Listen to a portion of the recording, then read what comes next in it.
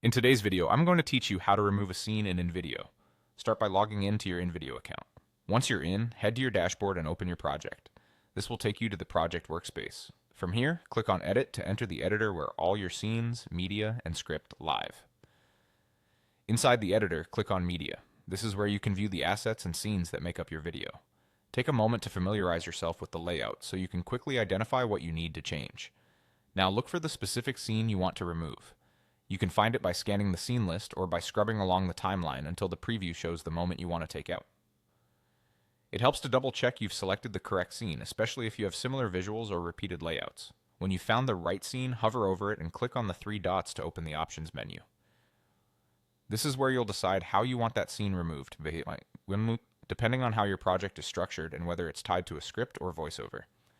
If you choose to delete along with the script, InVideo will remove both the visual scene and its associated script lines. This is the cleanest option if that scene's text should no longer appear in your video or captions. It helps keep your timeline, narration, and on-screen text in sync.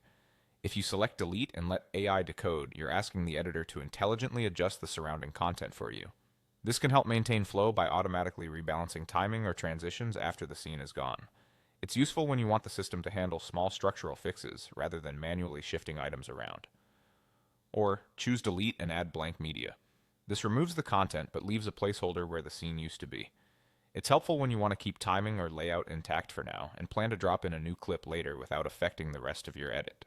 After you make your selection, the editor will apply the change to your project.